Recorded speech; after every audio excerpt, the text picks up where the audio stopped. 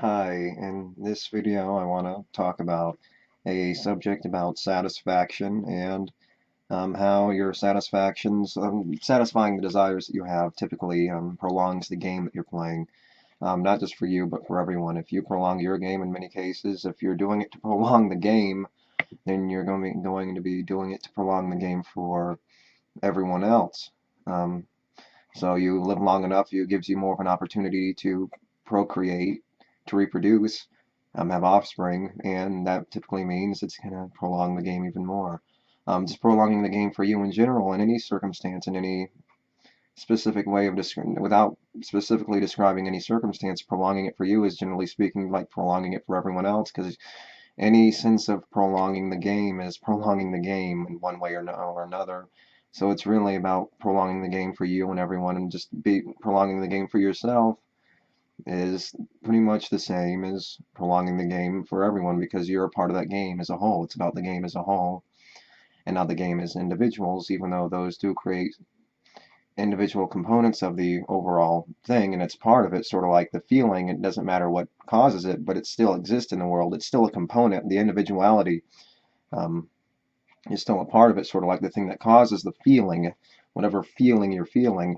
It means something. It still exists, but the component is not as important as the bigger overall component, which is the whole game is for everyone. Sort of like, doesn't matter what causes the pain or the feeling or any kind of sensation you may be feeling. It's the feeling. It's not what causes it. But they're both important in their own ways, and they both create the component where it would be otherwise impossible. It's the thing that creates the overall whole is these individual parts, and these individual parts are obviously part of um, that are building blocks for the whole, and it's obviously the whole wouldn't be there without these individual pieces. Um, it makes up the whole, and it needs the previous component before it can go on to this component that we're talking about as a whole. These individual components mean something, sort of like the component of how what was I mentioning before with the um, being usefully useless. You're useful, but useful to be useless. Um, you're useful at being useless because you're just being another piece, another um, a lamb to the slaughter. Um, for lack of a better term. Yeah. So you're being a lamb to the slaughter, pretty much. Um, but you're doing it for a good purpose, to prevent suffering in someone else, in a larger group of people. And it's useful in that way, but it's also prolonging the game, and that's the point I wanted to make in this video. Um, so yeah, you're prolonging the game by doing, being good in many ways is prolonging the game, preventing suffering, which is typically the things that would end our life, that would end the game, are typically painful or cause a certain amount of suffering, and that would obviously be painful in many ways. So, being a good person in many ways would be either to prevent that person from feeling any more pain by, say, giving him a mercy blow or something, or by stopping the pain. And in many cases, stopping the pain prolongs the experience, and while ending the pain would typically, um, ending the pain would prolong the experience. Sorry, a lot of mind blanks today. Just trying to remember these things. Um,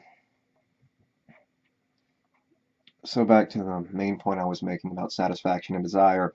Yeah, anyway, so the satisfactions that we have satisfactions. Our satisfactions are typically based on our deprivations, our desires, and we satisfy based on our desires, or we satisfy our deprivations based on our desires. We satisfy our desires, and then we based on our deprivation. I guess it's a matter of looking at it from different ways. You can mix those three words together and get a lot of different mixtures out of them, I would say, yes. But yes, you get your desires, and you satisfy these desires in many ways. Satisfying these desires means you satisfy your hunger for a meal, and that prolongs your life, gives you more opportunity to prolong the game. Not only for yourself, like I mentioned, as a whole, individually, but as a whole, it makes it so you can prolong the game as a whole. It gives you more opportunity or for a mistake to happen, for more possibility. The longer you live, the more likely there is going to be a chance for you to suffer more deprivation, and as overall, it's about not just your deprivation, but the deprivation and the sensation of all these living things, the overall game as a whole, and that's what's the thing you're trying to deal with more than anything, I would say, reasonably. But yeah, satisfying your desires, satisfying your sexual desires. The sex came first, and the procreation came second. That's how the procreation came, but the desire came as a mechanism to um, get you to procreate, I suppose. Um, but the sexual desire is the thing that's going to initiate that feeling of a need for satisfaction more than anything. So you're going to need to satisfy your sexual desire by releasing that tension that you have built up in you. And that sexual satisfaction is almost in a way trying to fool you, and almost in a way trying to get you, um, cause, be it an accident or intentionally, the ability to get caught up in the game in a way, or make a mistake and make it so that you're going to mistakenly, say, reproduce, or in many ways, the satisfactions that we have or the desires that we have are to, and satisfying these desires is to fool us into procreating or prolonging the game for us long enough to prolong the game as a whole. So in many ways, satisfying your hunger or any kind of thing that's going to allow you to live is prolonging the game long enough for you to prolong the game as a whole. So live long enough for you to do this thing, have something allow you to live long enough, and then you have that thing that's making you live long enough, you use that, and that other desire comes into place, your secondary desire, something that's not necessarily for not necessary for you to live, but it's something that's a driving mechanism, a motivating mechanism, a satisfaction, a tension that's built up in you, like sex, and you prolong yourself long enough by the necessary needs that you have, such as satisfying your hunger, and then you satisfy your hunger, and then that prolongs your life long enough to give the opportunity for the mistake or the ability by sheer amount or sheer numbers, the ability to procreate by living long enough to procreate or go through sexual intercourse enough before you finally fall into the trap of creating offspring. And that's what usually feeds the opportunity for, is feeding the opportunity to have offspring. So you live long enough for yourself by satisfying the necessary needs that you have to survive based on our want to survive or fear to not die or suffer, because many of our deprivations are to avoid suffering, or our desires are to avoid suffering, a deprivation. So we do that, and we survive long enough on our own to prolong the game as a whole by spreading it on beyond ourselves. So that's in many ways how this how the game perpetuates itself.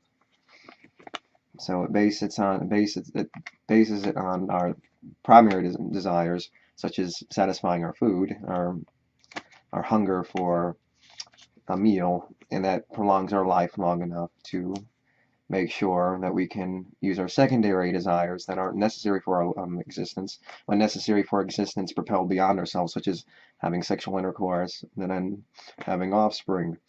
And that's what happens. And that's the whole function of this, the game that we're playing, is moving on the game beyond us. So I guess in a way our biology is understanding that it means more as a whole than less, but it's using it in a way to fool us into creating more, regardless of recognizing it's recognizing it, but allowing it to happen. So it's recognizing that, but letting us take care of ourselves first before we can consider doing it. It's all just a big coincidence, right? You just happen to be surviving long enough to live, but it's only because you ate. But it's because you ate that you survived long enough to procreate. So that's how it generally works. It's no coincidence. There's obviously a logic behind it. There's a order of operations that allowed it to happen. So yes, I don't really think there's much else to mention in this video. Easy subject, something I've covered before, I think. So satisfying and your desires, and obviously, typically speaking, um, satisfying your desires based on the deprivations and tensions that are built up inside of you is how we prolong the game. Obviously, satisfying your desires, your necessary desires, your primary desires, your secondary desires, the ones that are needed for your living, the ones that are needed for prolonging the game beyond your living. It all works out in a kind of way where it makes it so it perpetuates the game if you satisfy these desires. You satisfy your hunger for food.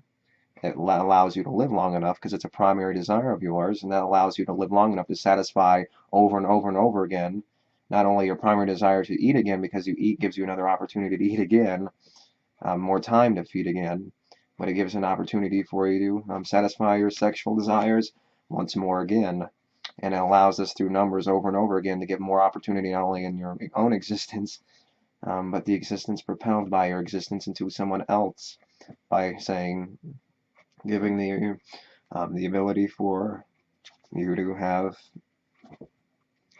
children, and you gives more opportunity for that based on your primary function or primary desires, and that satisfies or gives more of an opportunity for your secondary desires to propel beyond you. You need to take care of yourself first before you can take care of business elsewhere. So you satisfy your primary desires to eat, and that are, those kinds of desires are basic, fundamental needs based on our primary desires. To satisfy that, then to do that, to create an opportunity for secondary desires to get us to satisfy that propelling of our own self into something that's going beyond us, like I mentioned, offspring or procreation, stuff like that. So really, that's really the basic. That's the basic idea. I don't think there's anything else to say. So, yeah, sorry if it was a little rambly, but